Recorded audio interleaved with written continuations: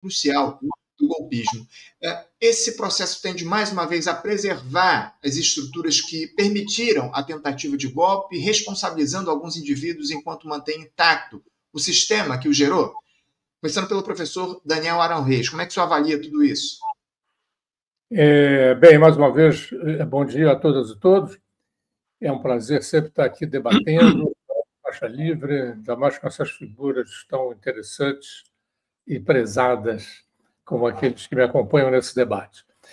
Eu acho, Anderson, que tem muitos aspectos a serem destacados aí, né? Eu vou tentar ser o mais curto possível para a gente poder ter mais debates, né?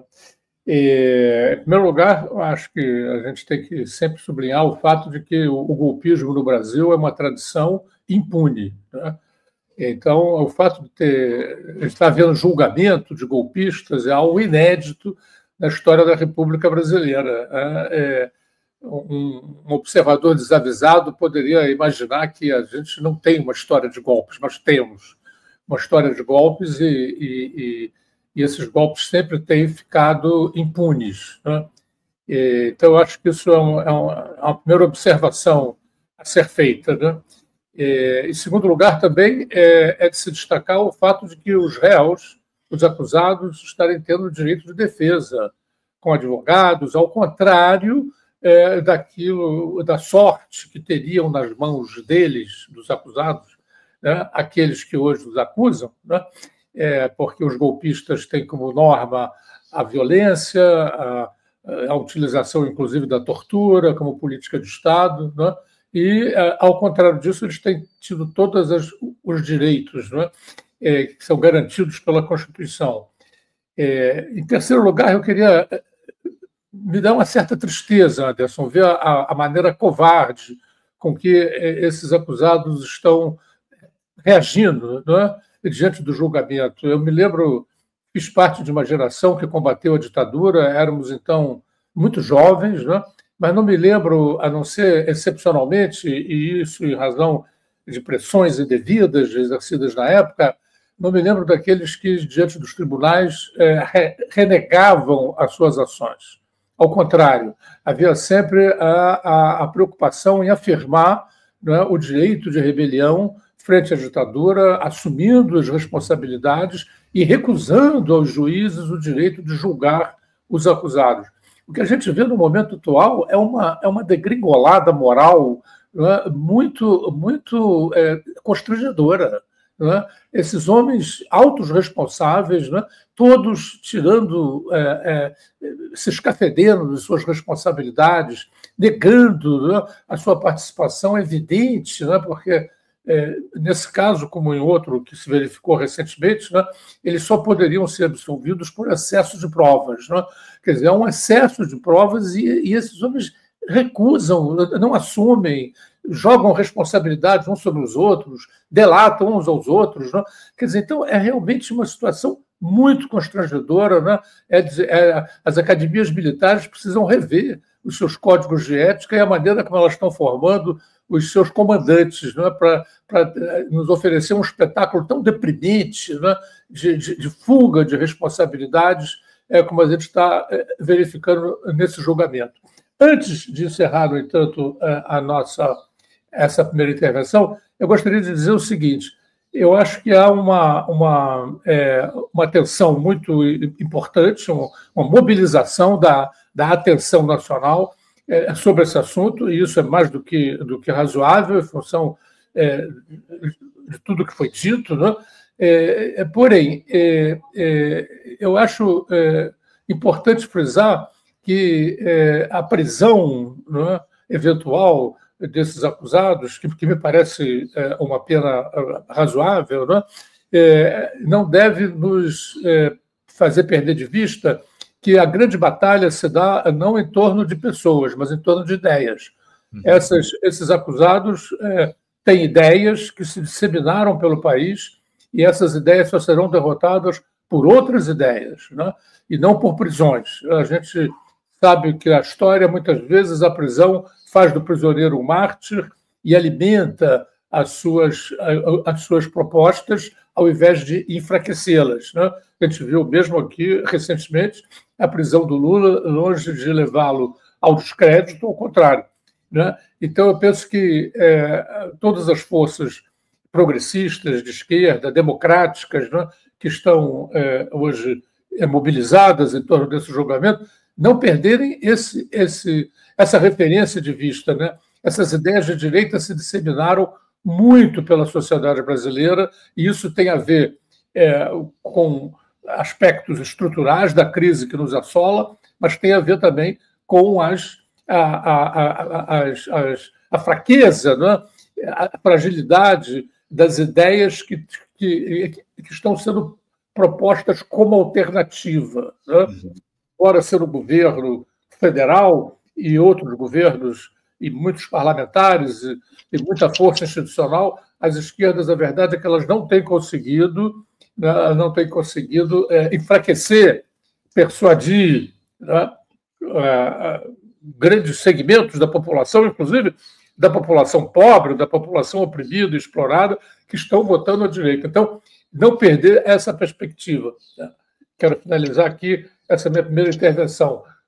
A prisão dos responsáveis não levará necessariamente ao enfraquecimento das ideias que precisam ser combatidos com propostas alternativas, que, infelizmente, é o que nos falta nesse momento.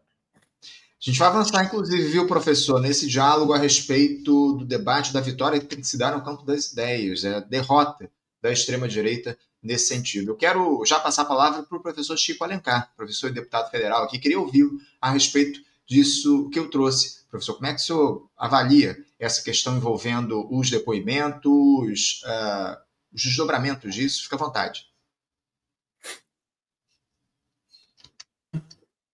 Vou na linha do mestre Daniel.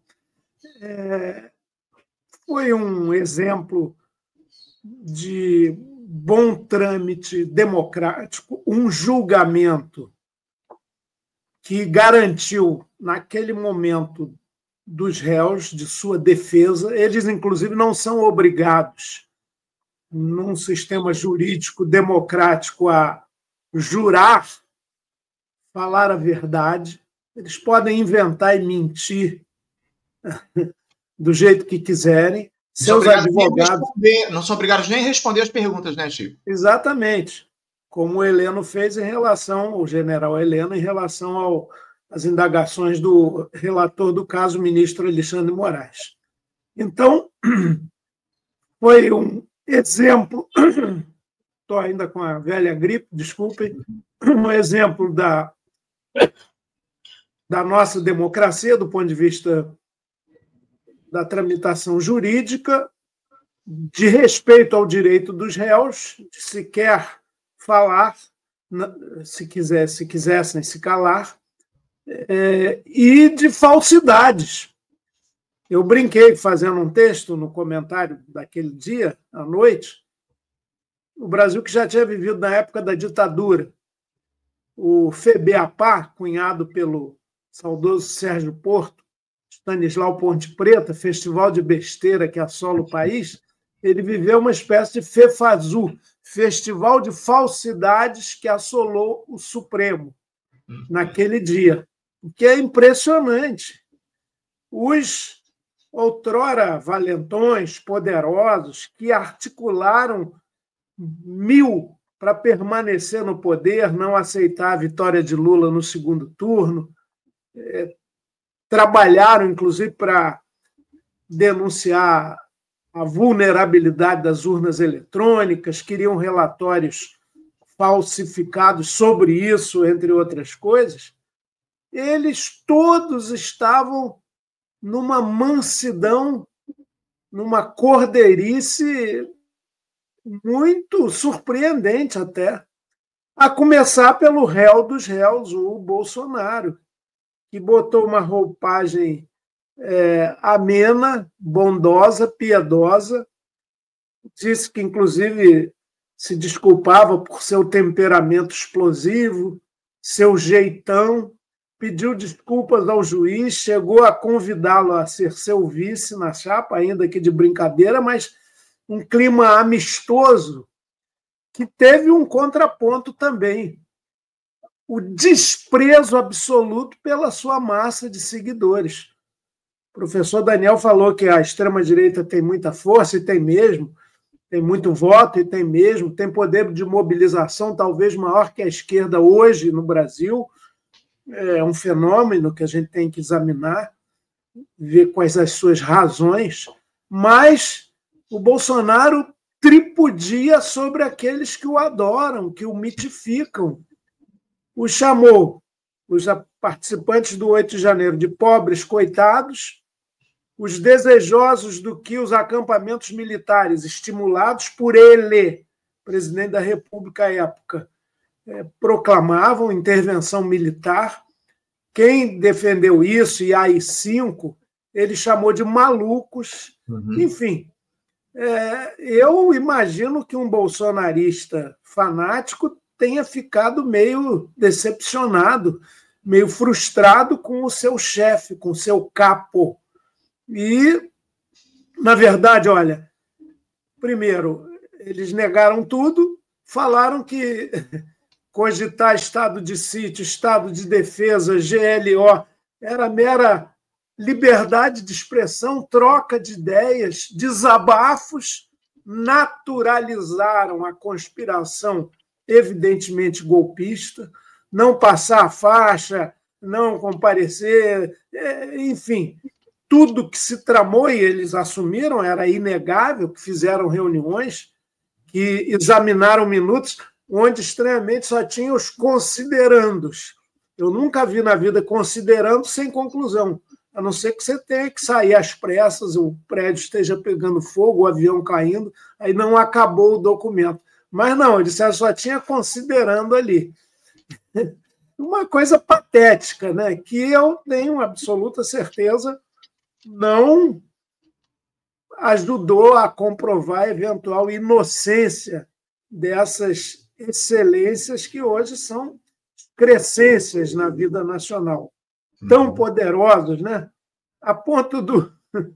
E teve coisas hilárias também. O general Paulo César admoestou o advogado dele. Você vai me perguntar sobre reunião, cara? Ainda disse, o advogado ainda falou que eles estavam ali conjecturando sobre a ressurreição. Quer dizer, ainda são megalomaníacos, além de tudo. O outro pediu para poder tomar café mais largamente, começar mais tarde, porque não tinha conseguido jantar. Enfim, eu achei um espetáculo, do ponto de vista da defesa, deprimente, deplorável, incoerente, covarde, como bem ressaltou Daniel. Eles não assumiram nada. Quando estavam embaraçados, a chave era: não lembro, não sei, não vi, não tenho conhecimento. Enfim, ficou comprovado que houve uma trama golpista e isso merecerá uma condenação muito dura, até como modo de educação democrática para a sociedade brasileira. Mas também concordando com o Daniel, simplesmente a cadeia para esses criminosos, ela não significa que a disputa de ideias na sociedade está resolvida. Essa turma da extrema-direita tem muita força e a gente precisa mostrar o outro lado, não aceitar perder bandeiras, inclusive da segurança pública, dos símbolos nacionais, dos direitos humanos e da democracia, para essa gente que odeia direitos humanos, não tem patriotismo nenhum, vivem querendo entregar o Brasil lá para o Donald Trump, não tem respeito pelo processo democrático. Nunca tiveram, são defensores da censura, da tortura, de tudo que o golpe de 64 acabou implantando no país. Sem dúvida alguma. E eu acrescentaria aí uma outra questão nessa análise do Chico e do professor Daniel. O que eu vi, pelo menos, no depoimento, a gente, aliás, transmitiu todos os depoimentos aqui ao vivo no Faixa Livre, os 2 dias, segunda e terça-feira, ao vivo, que eu vi o Jair Bolsonaro foi fazer campanha política, acima de tudo que ele fez campanha, naquele processo que a gente observou, naquele depoimento. lá no Supremo Tribunal Federal, na primeira turma, para o ministro Alexandre de Moraes, tentou fazer umas brincadeiras e tudo. Aliás, a gente vai até publicar uns cortes ali desse depoimento que a gente transmitiu aqui no nosso canal ao longo dos próximos dias. Mas eu queria já passar a palavra direto para o Jorge Bolena, também ouvi-lo nessa primeira intervenção aqui a respeito desses depoimentos de segunda e de terça-feira. Fica à vontade, Jorge. Ô Anderson, olha, você trouxe já abre o debate com um tema importantíssimo, porque é exatamente o que decorreu desse depoimento. Né? Na mesma linha do Daniel e do Chico, né, o que eu percebi desse depoimento, que mais importante para mim, foi que o envolvimento dos militares nisso, toda essa trama. Isso fica muito claro. Não é porque estava ali o núcleo 1 apenas, que eram militares, basicamente, tinham só 2 civis. Mas por quê? Extraindo dos depoimentos, o que nós vamos constatar, que essa é uma conspiração que não vem de agora. Isso tem um marco temporal. Nós podemos colocar até antes, né, e depois do governo de Bolsonaro. Isso fica muito claro, né, que o Bolsonaro, ao tomar posse em 1º de janeiro de 2019, já tinha claro, inclusive no seu discurso de posse, isso ficou muito evidente, um objetivo final que era dar um golpe de Estado no Brasil, introduzir uma ditadura. E o mais grave disso é que os militares participaram dessa construção. Participaram antes em eleger Bolsonaro. Eles foram os principais agentes da eleição de Bolsonaro em 2018. Foram os principais agentes. Tem outros agentes, mas eles foram os principais. Segundo, eles integraram diretamente no governo de Bolsonaro. O governo de Bolsonaro, como o próprio Bolsonaro dizia, era o governo dos militares e dos empresários. Então, dentro de toda essa trama golpista que nós observávamos, todos nós observávamos que isso estava acontecendo, mas os depoimentos, né, vai deixar isso bem marcado e bem... Estou diante daqueles 2 historiadores, né, diante de 2 documentos, né, diante de documentos que vão ficar registrados nos anais do país, da história do país, em que há esse reconhecimento dos militares. Veja, algo que tem sido pouco debatido do depoimento de Mauro Cid. Mauro Cid disse uma frase que ele disse o seguinte: olha, os acampamentos nas portas de quartéis teve a concordância tácita do Exército. Isso está no depoimento de Mauro Cid, agora na segunda-feira, no dia 9 de julho. Então, quando você ouve as falas, né, do almirante Garnier, né, que deixa claro o seu envolvimento, o almirante Garnier colocou que não era ele apenas, ele debateu esse tema com o almirantado, né, com o alto comando da Marinha, o que estava se passando no Brasil, né, essa ação golpista. Então, há uma participação direta dos militares, está claro aí também nisso, né, apesar de um grande segmento, né, dessa classe dominante tradicional brasileira tentar colocar Freire Gomes e o brigadeiro Batista como grandes heróis, na verdade, eles não são heróis, porque eles primeiro participaram desse governo, eles tinham consciência do que estava em jogo depois do dia, principalmente depois do dia 30 de outubro de 2022, que foi o segundo turno das eleições. Estava claro, né, que naquele momento, com a vitória do presidente Lula, que era algo que iria acontecer, porque o presidente Lula ia ganhar no primeiro turno, foi muito pouco. O presidente Lula teve no primeiro turno, só com os partidos, os 7 partidos que ele tinha na sua aliança, que eram preponderantemente partidos mais à esquerda, ele teve mais de 48% dos votos.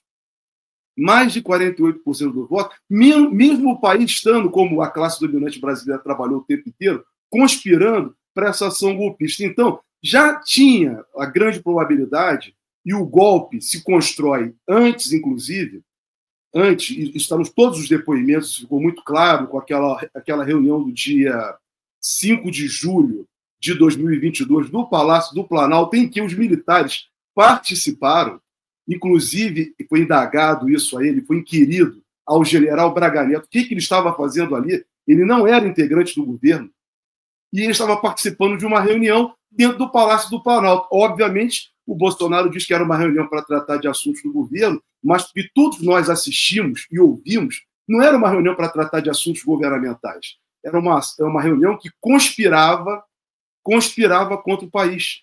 E os militares sabiam disso. O Paulo Sérgio, e aí foi bom ser destacado aqui o general Paulo Sérgio, o depoimento dele, a meu modo de ver, né, eu tenho respeito a qualquer pessoa, vou ter respeito à pessoa dele, mas revelou ele, a formação dele naquela tomada de depoimento, uma pessoa totalmente incapacitada para ser comandante do Exército Brasileiro e também não capacitada para ser ministro da Defesa.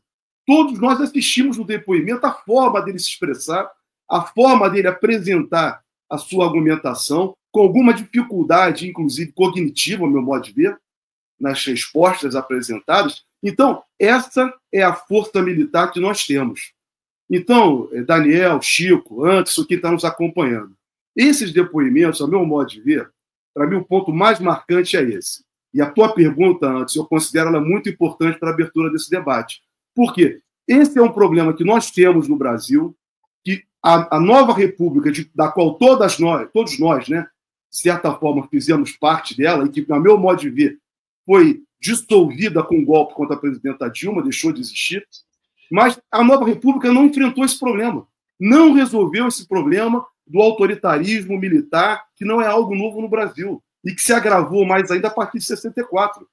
Então, esses agentes, aí vem para terminar, né, o Daniel falou nisso, de certa forma, o general Heleno. O general Heleno é a expressão atual daquilo que foi a última ditadura. Ele representou a linha mais dura da ditadura, lá quando jovenzinho, fez parte lá do grupo do Silvio Frota, no golpe de 79.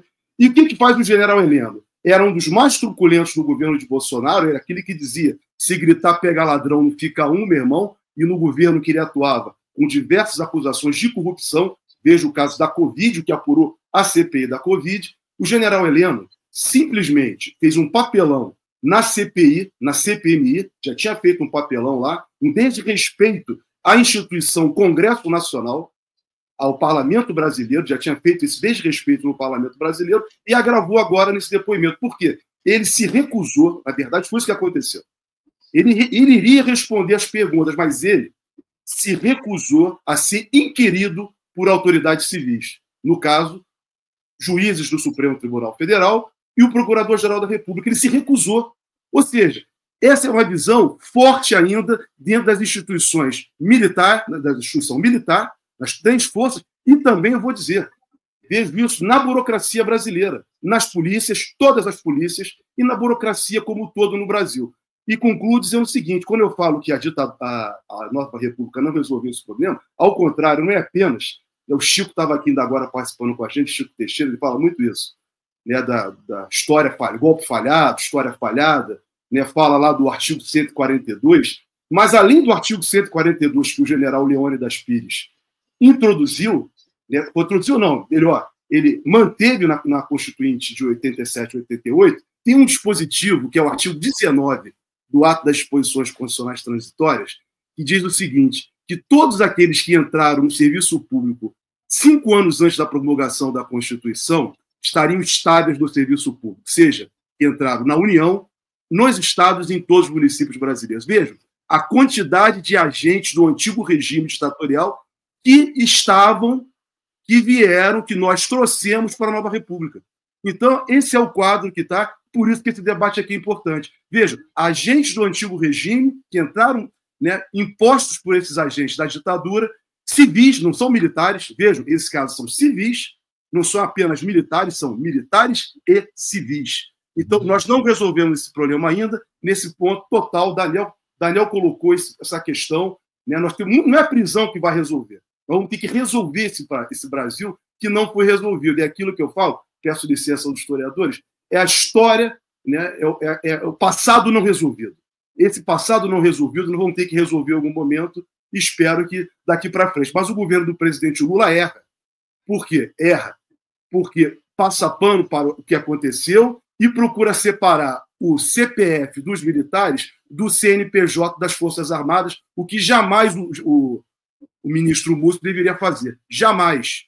Deveria ter calado sobre esse tema. E deixar a gente tentar resolver, não dessa maneira, porque é a grande conciliação sendo mantida todo o tempo no Brasil. A gente conversou, inclusive, aqui ontem, Jorge, obrigado pela tua primeira intervenção, com o professor Carlos Chico, que é historiador, um especialista no tema militar aqui. Ele falou muito sobre esse artigo 142, a importância de se alterar esse instrumento para fazer com que esse discurso que é usado pela turma da extrema-direita, de alguma forma, perca espaço.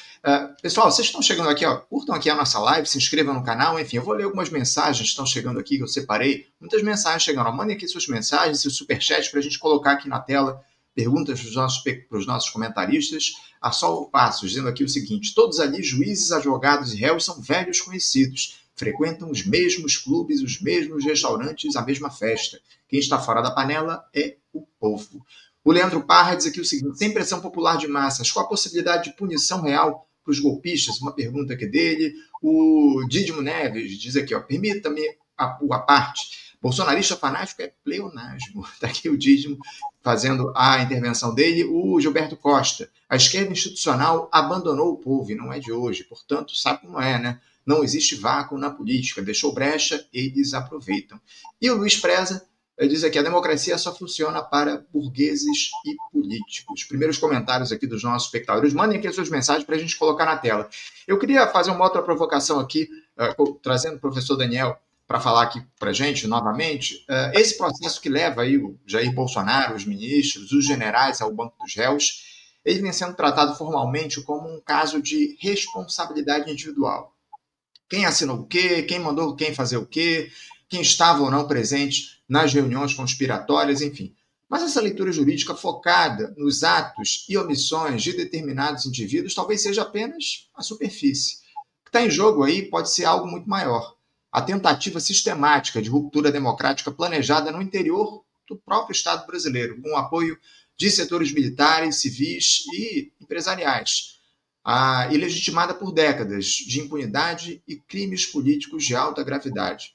Nesse sentido, o que é que está sendo julgado de fato? A gente está diante de um julgamento de pessoas, de uma tentativa concreta de golpe, ou de um esforço, talvez inédito, de confrontar a cultura autoritária, antidemocrática e elitista que permanece entranhada nas instituições da República desde 1964 até hoje. E mais, o judiciário está preparado, ou mesmo disposto, a fazer esse enfrentamento estrutural, ou tende aí a encerrar o caso responsabilizando meia dúzia de figuras e preservando esse sistema que os produziu? Professor Daniel Arão. Bem, eu acho que o julgamento tende à responsabilização individual. Não é? Essa é o espírito dos nossos códigos, não é? Da responsabilidade individual, e eu penso, inclusive, que isso não é alguma coisa a ser criticada. Não é? Eu penso que é uma tradição jurídica, né, da responsabilização individual que ultrapassou códigos do antigo regime, né, que previam a responsabilidade coletiva. Né? Inclusive, até hoje, muitas ditaduras, né, de forma clara ou velada, continuam recorrendo à responsabilização coletiva. Né? Ou seja, quando uma pessoa determinada comete um crime, vai a família para a cadeia. Aliás, a polícia de imigração nos Estados Unidos, nesse momento, está fazendo isso. Né? Está prendendo criança, está prendendo as mulheres dos maridos imigrantes. Né? Quer dizer, a responsabilização coletiva, que do tempo do czarismo na Rússia, a polícia política ia em cima da aldeia se um camponês estivesse ligado a movimentos de questionamento do poder. Né? Quer dizer, então, devemos ter muito claro que a responsabilidade individual é uma conquista do nosso sistema jurídico e deve ser preservada. O que não nos impede de raciocinar politicamente para além do julgamento. Né? O julgamento não pode ir além da responsabilização individual. Porém, politicamente, nós podemos e devemos ir além da responsabilidade individual. Queria retomar um tema que já foi trabalhado aqui pelo colega Jorge, né, o advogado, que é muito importante, que a situação das Forças Armadas dentro do aparelho do Estado brasileiro. né? Não sei se vocês observaram isso, devem ter observado, a grande maioria dos réus desse processo eram crianças quando se fundou a Nova República. Você tem lá alguns velhinhos, né, como o Heleno citado aqui, que era um homem que já atuava durante a ditadura, embora jovem, porém, a maioria, né, dos réus são pessoas que eram crianças, eram menores de idade, né, quando se fundou a Nova República, né, a gente tomando como referência a Constituição de 1988. Né? Então, esses golpistas são filhos da Nova República, são também filhos da Nova República. Né? Uma das principais incubadoras desse golpismo no Brasil são as Forças Armadas.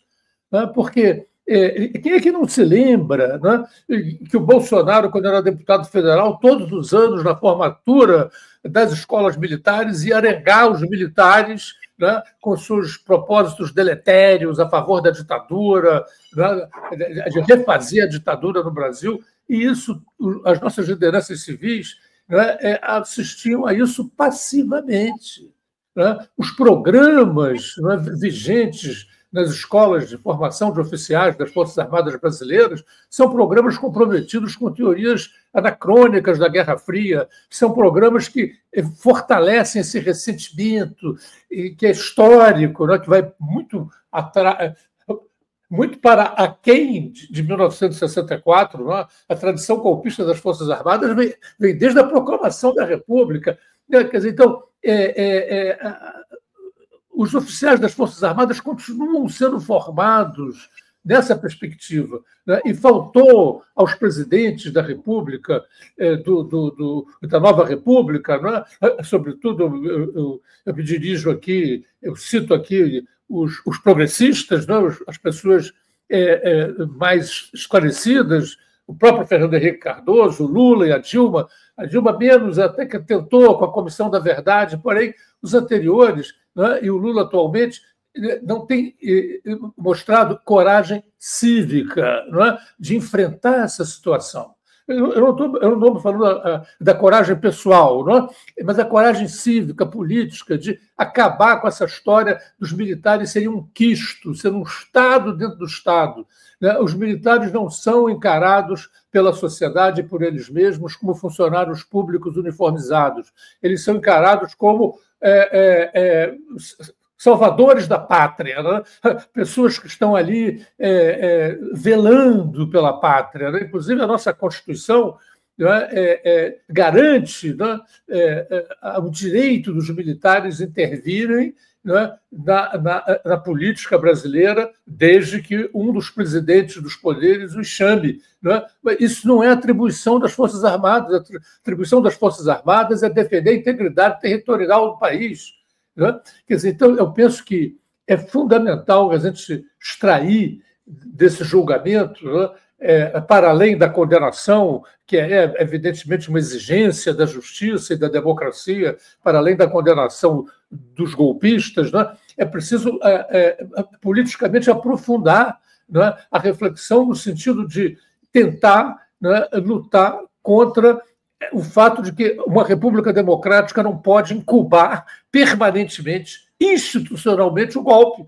Né? Nós temos hoje nossas Forças Armadas que são incubadoras de golpismo, são incubadoras da extrema-direita. Eu não quero dizer que todos os militares são de extrema-direita, mas a formação deles, né, encaminha esses oficiais para um determinado lado, né, para uma determinada tradição que é cultivada. Né? Então, eu penso que se a gente não retira essa lição política básica, né, de abrir essa discussão, eu me lembro, há muitos anos atrás, um americanista que ironizava, né, um brasilianista, né, um americano que estuda o Brasil, ironizava, dizia: eu acho que no Brasil não há Forças Armadas, porque eu vejo os episódios eleitorais transcorrerem e ninguém fala das Forças Armadas, então não devem existir. Ele dizia isso, evidentemente, do ponto de vista irônico, porque não há propostas de como redefinir o papel das Forças Armadas numa democracia representativa. A gente não tem proposta para isso, a gente não construiu alternativas para isso. né, e não lutou por essas alternativas. Né? A gente não pode ter as escolas militares, né, elas definem os seus programas, os seus currículos, ninguém controla isso, o Poder Civil não controla.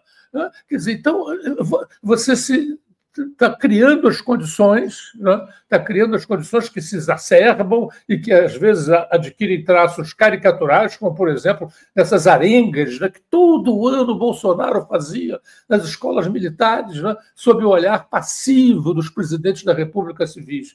Então, eu penso que ou a gente lida com isso, e eu não estou suscitando uma questão extraplanetária. Os nossos vizinhos, uruguaios e argentinos, trataram disso. Né? Não resolve todos os problemas, né? Mas essa é uma pedra no sapato da democracia, você ter forças armadas que não são formadas para respeitar a democracia, que não têm um papel claramente definido, né, do que se espera delas por uma Constituição democrática, o que se espera delas do ponto de vista do jogo das instituições, do desenvolvimento da democracia e do aprofundamento da democracia. Então, eu penso que essa é uma lição absolutamente essencial. Né? Repito, a grande maioria dos conspiradores são filhos da Nova República, criaram no contexto da Nova República, foram formados por instituições militares da Nova República e resultou numa safra de golpistas absolutamente impressionante. Né? Por mais que eles tentam se livrar das responsabilidades evidentes, né? É isso. Né? Eles são o resultado de um processo. Tá? E se esse processo não é combatido, né, a gente vai ter, daqui a alguns anos, novos golpistas aparecendo na cena política. Obrigado, professor Daniel Arão Reis. Já vou passar a palavra para o Chico. Chico, quero te ouvir também a respeito disso. Você vê um combate efetivo e estrutural a esse golpismo, ou você acha que a gente vai ficar nessa responsabilização de figuras de maneira pontual, esse, aquele, enfim, como é que você vê esse combate feito hoje pelo judiciário? Mais uma vez, como o Daniel destacou, o processo é o da individualização das penas. Agora, a política, do ponto de vista de atividade, inclusive cultural e educativa, tem que ajudar cada vez parcelas maiores da sociedade a entender o papel de grupos, de partidos, de associações nessa trama para enfraquecer a nossa já fraca democracia. Eu queria destacar isso que o Jorge mencionou. Todos ali, em maior ou menor grau, inclusive aqueles que declararam ter rejeitado as iniciativas golpistas propostas pelo então presidente Bolsonaro, estiveram aliados em algum momento. Quero me reportar a algo que o réu, é bom lembrar que ele é réu também, ainda que réu colaborador, réu delator, o Mauro Cid falou sobre uma nota conjunta dos comandantes das três forças em 11 de dezembro de 22, apoiando os acampamentos em frente aos quartéis, que clamavam abertamente por intervenção militar constitucional, alegando lá o tal artigo 142. Uma mensagem de áudio do Mauro Cid, que a Polícia Federal investigando encontrou, ao Freire Gomes, que é um que disse que não aderiu ao golpe, mas também fica maneirando com o Bolsonaro. Não dei voz de prisão, coisa nenhuma. Embora o Batista Júnior da Aeronáutica diga que ele deu. Então, o que o Mauro Cid disse sobre a nota conjunta das forças, dos comandantes das forças, apoiando os acampamentos militares? Eles estão se sentindo seguros para dar um passo à frente. Então, organizações dos movimentos vão canalizar todos os movimentos previstos até o dia 15, como ápice, a partir de agora. Está para o Congresso, o STF, Praça dos Três Poderes, basicamente. Ou seja, é o delineamento da culminância desse processo todo com a manifestação massiva que acabou ocorrendo não no dia 15 de dezembro, mas no dia 8 de janeiro. E o Mauro Cid declara que tudo isso estava articulado, era caldo de cultura e de mobilização para se chegar àquele momento que levaria uma decretação de GLO, eles iam acampar na Praça dos Três Poderes, 5 dias úteis do governo Lula para inviabilizá-lo totalmente. Houve uma discussão no interior do governo, e eu acompanhei um pouco, inclusive através do ministro Flávio Dino, sobre garantia de lei e ordem. E o Flávio Dino resistiu bravamente a essa ideia. Não, isso aí é tiro no pé, porque os militares vão se adonar do poder da República. Então, não é, os bolsonaristas falam, não, como? Que golpe, se não houve um tanque na rua, as senhorinhas lá estavam com Bíblia na mão, não foi bem assim, mas de qualquer maneira, tinha os kid pretos lá orientando, inclusive como ocupar os palácios dos três poderes. Mas, de qualquer maneira, hoje, no século XXI, a gente tem golpes de novo tipo, né?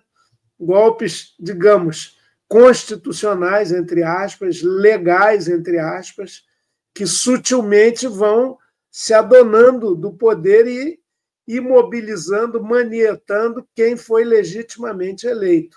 Agora, o enfrentamento disso tem que se dar não só com o julgamento firme, eu espero que até setembro as condenações saiam, as articulações. Eu ontem tive com o ministro do Supremo para tratar de outros assuntos e disse que achei que faltaram muitas indagações ali no interrogatório.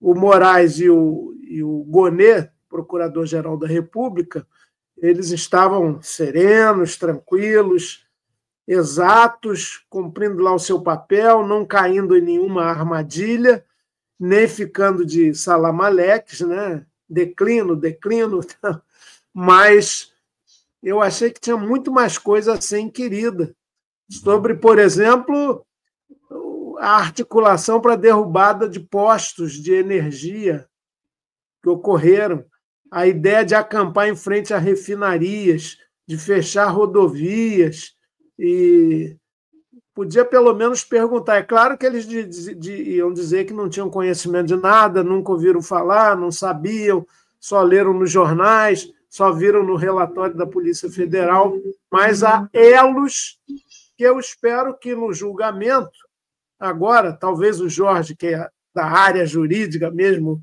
plenamente possa esclarecer.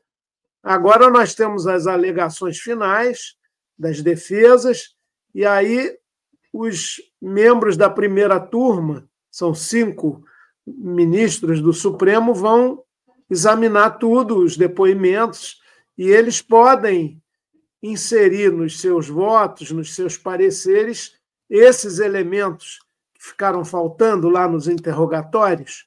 Ficou muita coisa meio solta, me pareceu. Eu até anotei, tem 10 pontos exatamente, que eu gostaria que a primeira turma considerasse, né, no julgamento final, para ver toda essa trama golpista.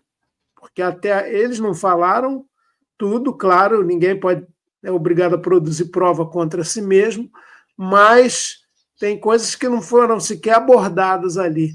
Porque ainda há, na sociedade, gente que insiste em dizer que, primeiro, tentativa de golpe não é golpe e, portanto, não é nada. E, segundo, sequer tentativa houve. Foi apenas papo de bar, como em certo momento o Mauro Cid falou lá, sem maiores consequências. É isso. Obrigado, Chico, pela sua intervenção. Jorge, já vou te passar a palavra aqui, quero te ouvir a respeito dessa questão que eu levantei aqui para o Chico. Daniel, fica à vontade.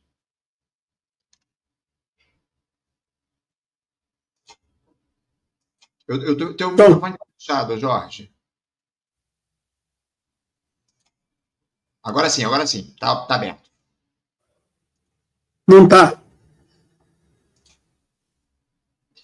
Eu ainda tô sem o seu microfone aqui, viu, Jorge? Eu não sei o que está acontecendo. Agora já tenho. Agora fechou de novo. Vamos ver agora. Abriu. Fica à vontade agora. E foi bem colocada aí a questão, né, do. Voltou o som? Tá me ouvindo? Voltou, vamos lá. Não, então, foi bem desenvolvido pelo Daniel e pelo Chico, né, a questão do depoimento, da individualização da pena, da responsabilidade de cada um. Mas eu vejo o seguinte, a tua pergunta antes, ela também tem um componente a mais, a meu modo de ver.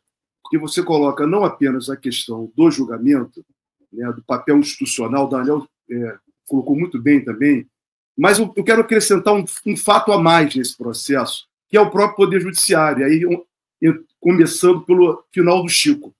Por quê? O Poder Judiciário. Veja, esse momento do processo, dessa fase, depois do recebimento da denúncia, teve a impugnação, né, a fase de provas, os testemunhos e o depoimento final, que acaba a instrução. Isso tudo, toda essa instrução, ela é direcionada para o convencimento dos juízes. Não é do Alexandre de Moraes apenas. Alexandre de Moraes é o condutor do caso, é o relator. Mas para os 5 julgadores. São 5 juízes que irão julgar, né, os ministros que compõem a primeira turma. O ministro Luiz Fux, aí é o ponto que eu quero entrar, e ele resolveu participar desde a época da tomada de depoimentos, das testemunhas. Ele, e me parece que a Carmen Lúcia também participou uma vez, o Zanin também. Eu acho que isso é muito salutar, porque todas essas provas, todos esses depoimentos, é para que, volto a dizer, é para que eles formem a convicção, seja da culpa dos réus ou da sua inocência. Mas o que nós assistimos nessa sessão, nessas 2 sessões de depoimento, a atuação do ministro Luiz Fux, não foi uma atuação no sentido, que eu diria, para tentar esclarecer e entender ou a culpa ou a inocência. Porque as perguntas que ele direcionou foram perguntas que me parece que estavam delineando uma tese de defesa. Exemplo, quando ele perguntou a Mauro Cid, o decreto foi assinado?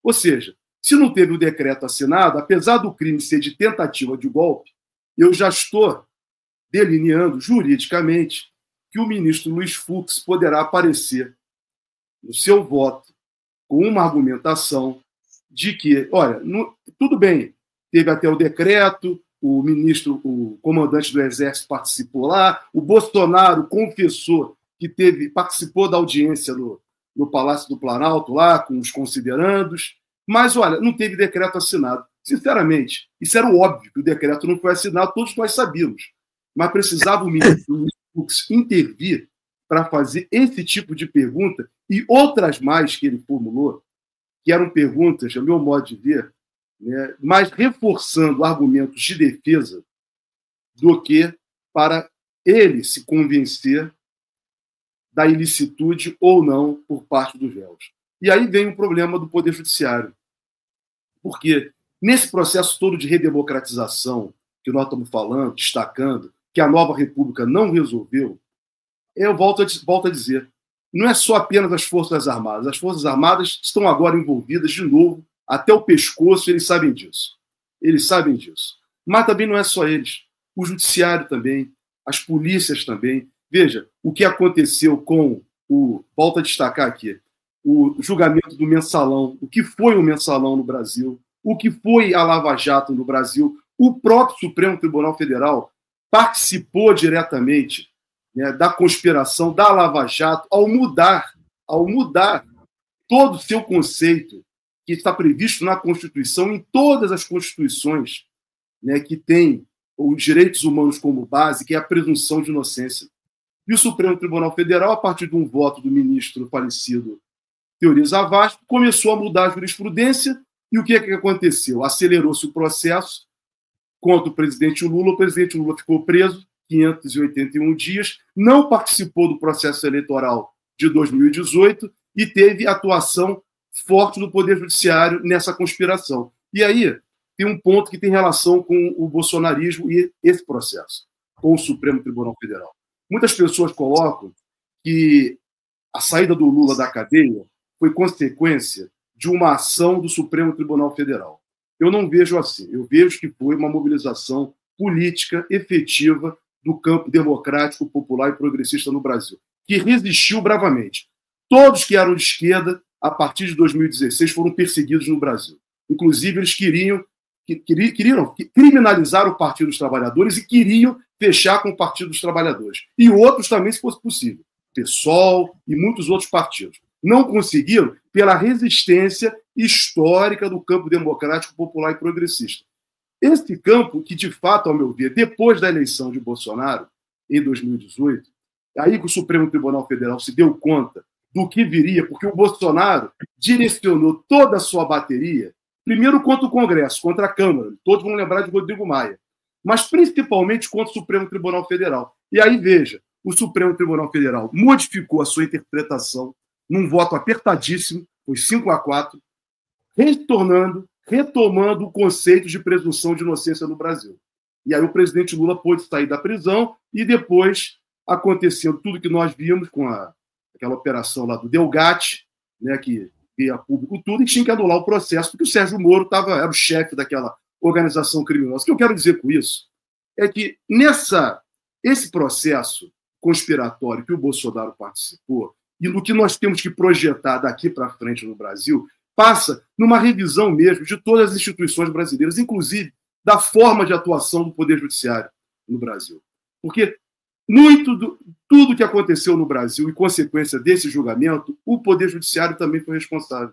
E você vê um juiz como o ministro Luiz Fux, que já na recebimento da denúncia, né, trouxe para o debate temas que sequer tinham a ver com o julgamento, o caso daquela moça do batom, a questão da dosimetria da pena, que não estava nem em debate ali. Então, são temas assim que mostram, né, que, de certa forma, nem tudo no Brasil está resolvido. Nós vivemos ainda num Estado, né, não democrático de direito, como está escrito na Constituição. E vejo, infelizmente, Chico, se a gente vê eu acho que você vai concordar com o que eu vou falar, né, a atuação do parlamento brasileiro hoje com o orçamento secreto, né, com essas emendas impositivas, né, um abuso praticado do parlamento, um enfrentamento do parlamento ao poder judiciário, ao poder executivo. As coisas não caminham tão bem no Brasil mesmo. Não estão bem. Então, esse julgamento acaba sendo o ápice de todo um problema histórico, político brasileiro, que eu volto a dizer que não foi resolvido. E em algum momento nós vamos ter que resolver isso. E aí, volto a dizer, para terminar, que o governo do presidente Lula, infelizmente o presidente Lula, de fato ele não tem base. O Chico está no parlamento lá, o pessoal ajuda muito o governo do presidente Lula, vejo isso, acompanho isso, mas não tem base dentro desse parlamento brasileiro. Porém, mesmo assim, o presidente Lula ainda me parece que acreditou e acredita nessa governabilidade que não existe no Brasil. Tenta conciliar de todas as maneiras. Então, o fato da GLO, o Flávio Dino, né, se colocar contra a GLO, fez ele muito bem. Mas o que faz o presidente Lula? Ele reinaugura a GLO no seu governo, convocando uma GLO para os portos do Rio de Janeiro e aeroportos do Rio e São Paulo. O seu governo, que jamais deveria fazer. A GLO tem que ser extinta. A GLO não é um instituto jurídico, político, republicano. Ele é um instituto político, jurídico, monárquico. Monárquico que transpassou da monarquia para a república. E digo, esse foi o erro da República de Weimar, dito 100 anos depois pelos alemães, que também cometeu o mesmo erro ao trazer esse Instituto da Garantia da Ordem para a Constituição Republicana de Weimar. Então, nós continuamos insistindo nisso no Brasil. Temos que enfrentar isso em algum momento. Esse julgamento nos possibilita discutir tudo isso. Obrigado, Folena, pela tua intervenção aqui. Daqui a pouquinho a gente vai tratar das instituições que foram muito abordadas aqui nessas falas, nessa rodada. Eu vou fazer aqui mais uma rodada de leitura de recados aqui dos nossos espectadores. Eu destaquei alguns aqui, muitas mensagens. Continuam mandando aqui as mensagens de vocês. O Rodolfo MR dizendo aqui, em 15 anos e meio de governo, o PT não apresentou um PL de reforma das Forças Armadas? Questionando aqui o Rodolfo. O Gilberto, por sua vez, diz aqui, me parece mais uma cortina de fumaça. Desvio de foco. O Luiz Preza, as ditaduras são o que pior pode existir, porque elas fazem com que a democracia se torne a rainha do baile. Fala do Luiz Preza e o Carlos Guilherme Rezer, ex-vereador aqui no Rio de Janeiro, também está participando, mandando aqui, as Forças Armadas são uma força antipovo secular e também uma casta que parasita a nação. Só o regime de previdência dos militares gera um déficit anual de 50 bilhões de reais. Aqui, essa rodada de leitura de comentários aqui. Mandem aqui as intervenções de vocês para a gente trazer à tela. Se inscrevam no canal, enfim, deixem o seu like aqui na nossa transmissão. Eu citei aqui ainda há pouco que eu ia trazer essa questão das instituições. Esse é um tema, pelo menos na minha avaliação, muito importante para a gente discutir. O Supremo Tribunal Federal ele tem assumido, nos últimos anos, um papel central na contenção de ameaças autoritárias, seja ao barrar ações inconstitucionais durante o governo do Jair Bolsonaro, ou seja agora ao interrogar os responsáveis pela tentativa de golpe. Mas essa atuação, embora importante, não está isenta de contradições. O mesmo STF, que hoje julga conspiradores, também foi protagonista anos atrás de decisões que abriram caminho para o desmonte democrático, como a criminalização seletiva da política, a prisão de Lula sem provas e o silêncio diante do avanço do lavajatismo. Diante disso, a gente pode afirmar que o sistema de justiça está se afirmando como um verdadeiro garantidor da ordem democrática, ou ele ainda opera sob pressões políticas, limites institucionais e conveniências históricas que comprometem a sua capacidade de enfrentar o autoritarismo de forma consequente? Em outras palavras, o STF está julgando o golpe porque quer impedir que ele se repita ou porque perdeu o controle sobre os seus efeitos e agora precisa reordenar o sistema sob novos termos? Professor Daniel. Você fez uma intervenção muito interessante, né? E eu, quando insisti na questão da reforma, da necessidade de democratizar as Forças Armadas, de integrá-las à democracia brasileira, naturalmente considerei o protagonismo, né, que os chefes militares tiveram nesse processo todo aí do golpe. Mas ele tem toda a razão em enfatizar o fato de que o que está em jogo não são apenas as Forças Armadas. O que deve estar em jogo, para além do julgamento dos golpistas devidamente individualizados e responsabilizados, né? O que está em jogo é o conjunto da nossa democracia, né? Desse ponto de vista, eu venho insistindo há muitos anos, né, nessa tecla, né? Houve, a partir da Constituição de 1988, que evidentemente traz substantivos avanços, né, no desenho das nossas estruturas políticas e jurídicas, houve uma tendência a considerar que passos fundamentais tinham sido dados e que a democracia brasileira estava consolidada. Essa expressão foi sistematicamente utilizada por muitas lideranças políticas, inclusive das esquerdas. Temos uma democracia consolidada, né? Isso é um erro gravíssimo de avaliação, porque essa Constituição de 1988, embora trazendo grandes modificações positivas, progressistas, né, ela carregou consigo, e não poderia ser de outra maneira, na medida em que o nosso processo de transição da ditadura para a democracia foi um processo negociado, né? Foi uma transição negociada, não nego o protagonismo da sociedade, foi importante, sobretudo as greves do ABC no final dos anos 70, os movimentos sociais no início dos anos 80, a campanha das diretas já, né? Todos esses movimentos foram muito importantes no sentido de redefinir os termos em que os militares haviam pensado a transição.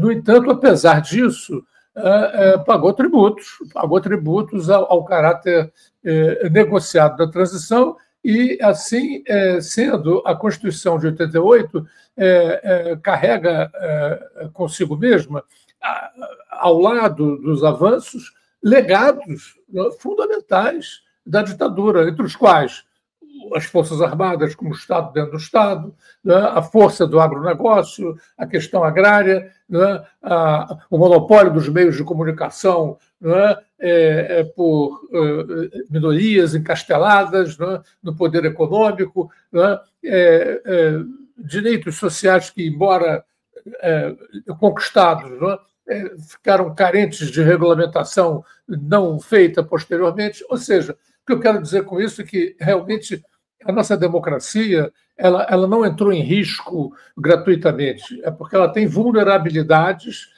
que são devidas aos legados que essa Constituição traz da ditadura. Eu penso que essa discussão precisa ser urgentemente feita.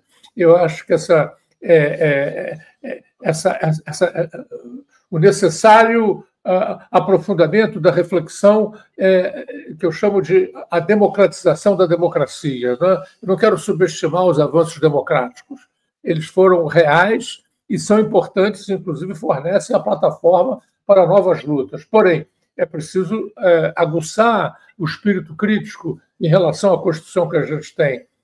Falei muito das Forças Armadas, o Jorge falou do Poder Judiciário, a gente pode falar do poder das mídias, né, dessas novas mídias que são monopólios, né, de pequenos interesses privados e que carecem regulamentá-las para defender a democracia em relação a elas. Né? A gente precisa também pensar o impacto do agronegócio na economia, na sociedade brasileira. Né? Enfim, são desafios fundamentais, né? E que é preciso um espírito crítico que vá além da ideia de que nós temos uma democracia consolidada. Né? Temos que discutir isso. As forças democráticas têm que apresentar propostas, né, concretas no sentido de realmente a gente ter avanços, aproveitar, né, no momento atual que os golpistas e o golpe estão na defensiva. Né, eu também não alimento nenhuma expectativa, né, às vezes me preocupa esse endeusamento do Alexandre, né, do Xandão, né, do xerife Alexandre. Né, a democracia não precisa de xerifes, né, a democracia não precisa de heróis desse tipo. O Alexandre, inclusive, tem um passado reacionário, né, de repressor de movimentos sociais. Eu não endeuso essa figura, né, acho que é muito perigoso, né, esse processo que existe por aí, inclusive envolvendo pessoas de esquerda, né, que começam, de repente, a imaginar que temos aí um salvador da pátria. Né? Quer dizer, então eu penso que isso tudo precisa ser relativizado, né? E a gente tem que enfatizar realmente, extrair, né? Aproveitar esse momento que os golpistas e o golpe estão na defensiva, né? Para aprofundar a discussão. Como é que surgiu? Né? Como é que a gente foi parar nessa situação? Né? E tomar a ofensiva política, né?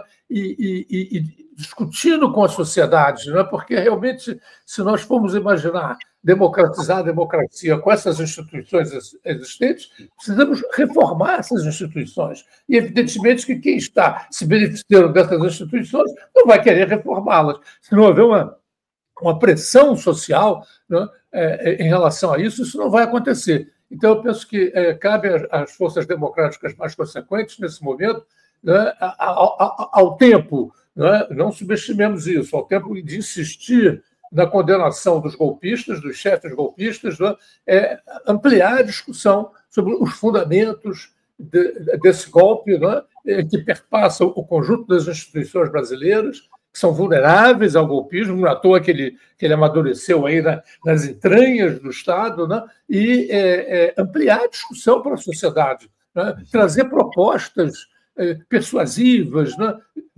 de mobilização social para que realmente a sociedade passe de novo a se movimentar, como disse aqui o Chico no começo, né?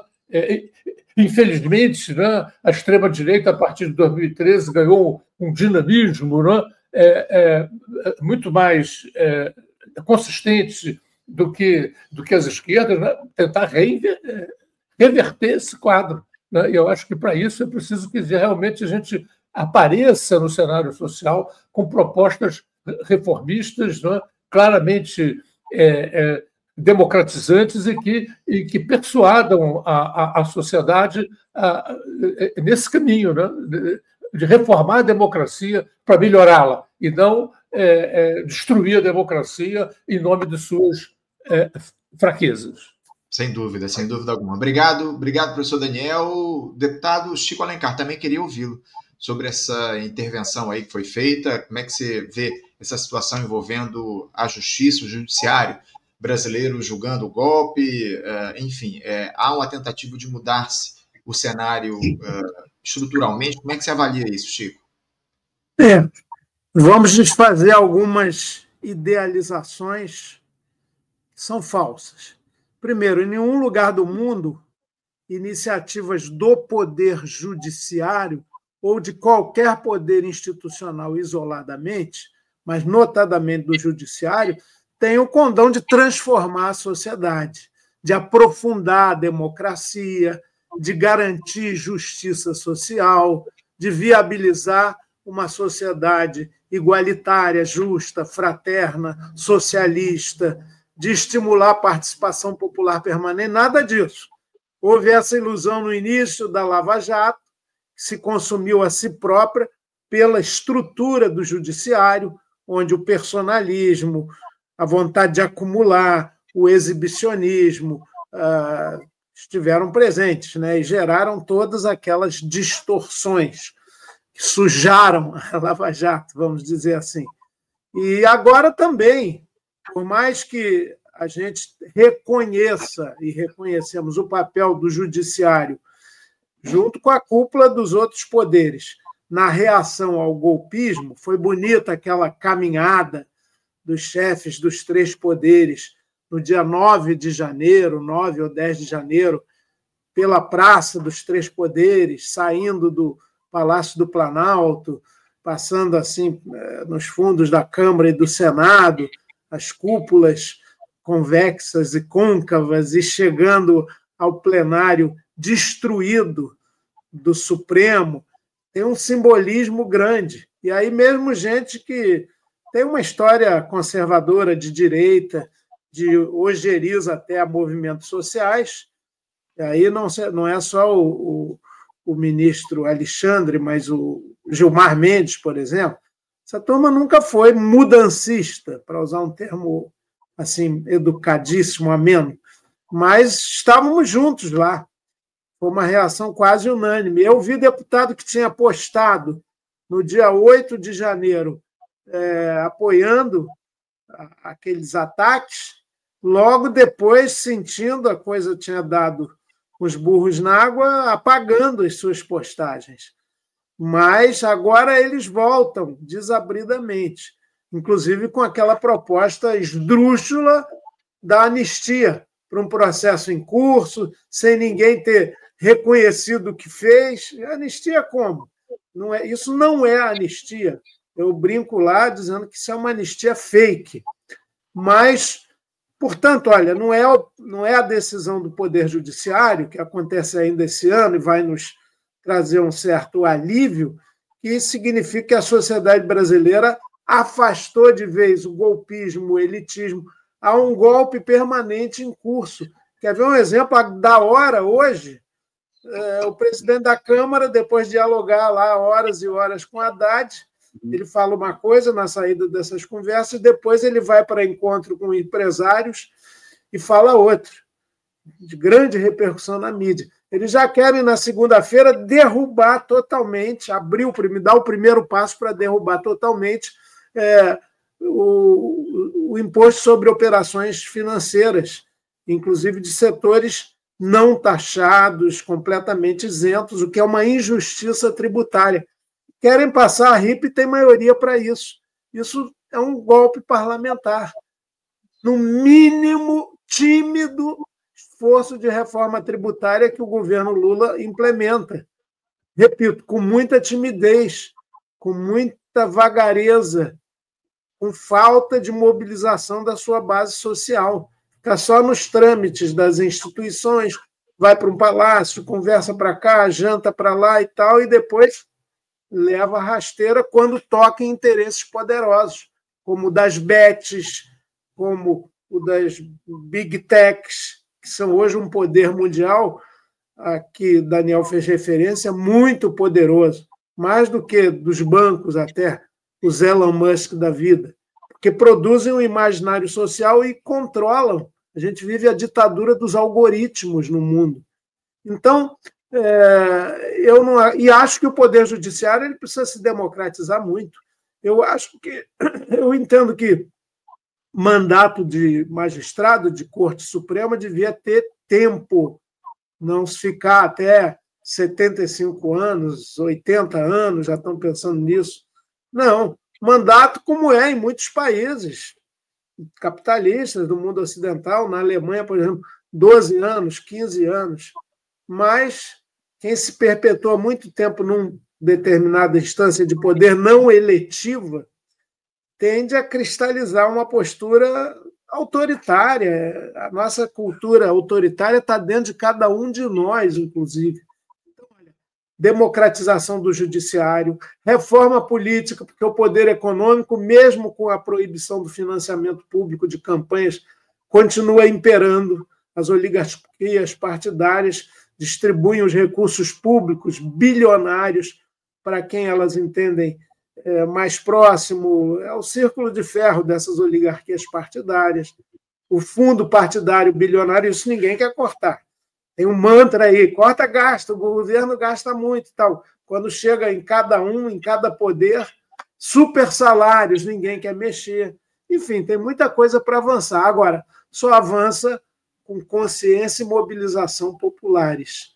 Nessa apatia que a gente vive hoje, veja como o Brasil é um dos países que menos reage ao genocídio em Gaza. Impressionante. Domingo tem manifestação, inclusive em Santa Teresa, uma caminhada silenciosa pelo bairro, repudiando o que está acontecendo. Agregado agora a esse ataque contra o Irã, que coloca o mundo todo em risco. Netanyahu é um perigo para a humanidade inteira. E Donald Trump lá, ainda bem que a sociedade americana está começando a reagir contra essa política altamente discriminatória, racista mesmo, eugenista. Mas é preciso muito mais para a gente garantir democracia no Brasil, que ainda está frágil.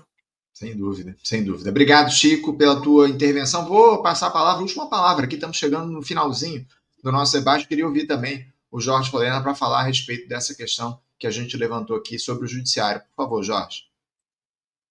O Anderson, esse debate foi sensacional, tá? Eu achei muito bom.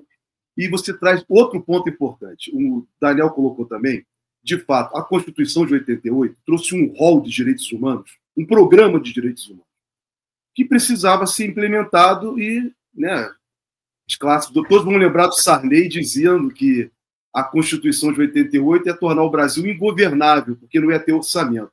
É a mesma farsa do Sarney de 88, de 88, é a mesma do Hugo Mota de agora, né, que exatamente tenta tirar do orçamento, né, os pobres e só destinar esse orçamento para os ricos.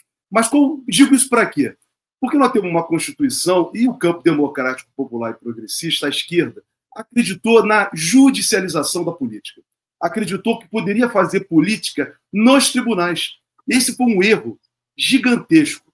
Essa judicialização da política, implementada fortemente a partir de 89 pelos partidos de esquerda, eu fiz uma pesquisa nesse sentido, levantei quantas ações o PT, o PDT de Brizola, na época, entraram, né, para implementar os direitos previstos na Constituição. Isso acabou, de certa forma, né, criando um protagonismo falso para o Poder Judiciário, e isso acabou conduzindo àquilo que nós vimos constatar tempos depois, logo no governo do presidente Lula, que veio a ser a politização da justiça. Da judicialização da política, nós passamos para a politização da justiça. A justiça, o ser usada, empregada, como instrumento não de solução de problemas, mas para aquilo que é o papel do Poder Judiciário, como uma burocracia repressiva, que é o Poder Judiciário. O Poder Judiciário, Ministério Público, Polícia, Forças Armadas, são instituições do antigo regime feudal repressivas, que vieram para essa ordem liberal na qual nós estamos vivendo. Então, e exatamente isso que nós vamos constatar, volto a dizer, a intensificação da repressão ao movimento de esquerda. Mensalão, Lava Jato, como nós falamos aqui, prisão do principal líder político brasileiro, o mesmo que nós estamos vendo na Argentina agora, e por aí afora. Então, o Chico Alencar colocou no início da conversa né, que tem uma relação direta com isso nesse debate, as diversas formas, né, de golpes de Estado hoje. Que ela não é apenas com canhões na rua, né, não é apenas com a repressão policial. Ela se dá por meio do parlamento, como nós vimos no Brasil com o impeachment da presidenta Dilma, com o impeachment do presidente Lugo no Paraguai, e nós vemos também pelo Poder Judiciário, como nós experimentamos aqui, se vê lá no Paquistão, com o ex-primeiro-ministro do Paquistão, estamos vendo com a Cristina, vimos com o ex-presidente do Equador, Rafael Correia, então por aí afora. Então, aí é o grande lance desse debate. Nós estamos agora chegando a um momento importante do Brasil, né? Nós temos muita sorte de não ter tido um golpe de Estado no Brasil. Muita sorte mesmo. Porque, pelo aquilo que nós ouvimos de um policial que faz parte do Núcleo 4, que o áudio veio a público há pouco tempo, já tinha do Mário Fernandes, mas o policial dizendo, do Núcleo 4 ou 3, já não me lembro, que tem 9 militares, um general, 8 coronéis e um policial federal. Esse policial federal disse o seguinte, que eles estavam, esse núcleo, disposto a matar quem quer que seja. Não era apenas o presidente Lula, o vice Alckmin ou Alexandre de Moraes. A qualquer um de nós que nos colocássemos contra aquela ação. Então, veja, como nós demos sorte no Brasil. Porque o reflexo desse policial é o reflexo do que ia acontecer, por exemplo, na Bolívia. As polícias militares estavam esperando um estalar de dedos para as polícias militares agirem, para as guardas municipais agirem. Não era apenas os militares. Então, é toda uma visão institucional no Brasil que ainda está armada, essa bomba ainda está armada, golpista, antidemocrática. Então, esse debate de hoje aqui nos possibilitou refletir exatamente com profundidade essa problemática. E aí, para concluir, dizendo que o parlamento brasileiro, o Chico Alencar, ratificou isso, e ele vive isso, é o melhor exemplo, né, de uma instituição que deveria ser a representação da democracia popular, mas não se dá o respeito, porque ela aceita, ela foi atacada pelos golpistas, mas aceitou debater o pedido de anistia. Ela quer caçar, essa instituição parlamento brasileiro, a Câmara, quer caçar um deputado que está lutando pelos interesses do povo brasileiro contra uma inconstitucionalidade, que é esses orçamentos impositivos, essas emendas obscuras do parlamento, e quer caçar o Glauber Braga. Então, quer dizer, a sociedade brasileira convive com o sistema antidemocrático dentro dela. Então, esse debate foi importante para nos dar luzes para esse tipo de discussão no país. Jorge Foleno, eu quero agradecer muito a tua participação aqui com a gente nesse debate de hoje. Obrigado por você fazer esse diálogo aqui com a gente mais uma vez. Obrigado, eu que agradeço. Agradeço a você, agradeço ter debatido um debate de altíssimo nível, volto a dizer, com o deputado Chico Alencar, com o professor Daniel Arão Reis, e admiração por todos vocês. Foi um debate de altíssimo nível. Muito obrigado pela sua oportunidade. Obrigado, Jorge, abrilhantando aqui o nosso debate. Quero agradecer também, professor e deputado Chico Alencar. Chico, mais uma vez, obrigado por você estar aqui com a gente, viu? Obrigado. Daqui a pouco, 12h30, estaremos no centro da cidade, Praça Mário Lago, Buraco do Lume, prestando contas, trocando ideias. E no fim de semana, hoje nós vamos fazer uma memória especial por Eros Guimarães, que foi morto covardemente pelo BOPE aqui na comunidade de Santo Amaro, em plena festa junina, de sábado para domingo passado. Então, de sexta para sábado, melhor dizendo. Nós vamos fazer um lume especial com mães de jovens que foram mortos por quem devia protegê-los e defendê-los. E domingo tem essa caminhada às 16 horas, Santa Teresa, contra o massacre em Gaza. Ficam todos convidados. Estão feitos aí os convites. Obrigado, Chico. A gente tratou, inclusive, dessa questão do Eros essa semana aqui com o pessoal da FAFERJ. Um negócio inacreditável que o BOPE fez lá na favela, no Morro do Santo Amaro, no Catete, enfim. Uma festa junina, assassinou esse rapaz de 24 anos, enfim. Professor Daniel, quero agradecer também a sua presença aqui. Obrigado por abrilhantar aqui o nosso debate, sempre aqui acompanhando e fazendo as suas opiniões aqui no Faixa Livre. Obrigado mais uma vez. Eu que agradeço mais uma vez e foi um prazer também discutir com o Jorge, que eu não conhecia, com o Chico, que só me fez confirmar a validade do meu voto dele. Você quer o meu mal, né, Daniel? A última eleição e na próxima. É isso. E candidatar. Obrigado, professor Daniel. Obrigado, Chico. Obrigado, Jorge. Obrigado, acima de tudo, a todos que estiveram aqui com a gente nesta sexta-feira, nesse importante debate. Quero lembrar vocês que na segunda-feira, a partir das 8 da manhã, nós estaremos de volta com mais uma edição do Faixa Livre. Você que ainda está aqui com a gente, se inscreva no canal, curta, comente, compartilhe, enfim. Se engaje aqui com o nosso Faixa Livre. É muito importante que você faça esse apoio aqui ao nosso programa. Obrigado a todos mais uma vez. Segunda-feira, às 8, estaremos aqui de volta, tratando dessa questão envolvendo os ataques aí do Irã, aliás, de Israel lá ao Irã, as possíveis respostas, os desdobramentos desse processo. A gente vai estar aqui ao vivo no Faixa Livre fazendo a cobertura de tudo isso. Obrigado a todos que estiveram aqui com a gente. Segunda-feira, às 8, estaremos de volta com mais uma edição do Faixa Livre. Um grande abraço a todos, um ótimo final de semana e até segunda-feira, às 8.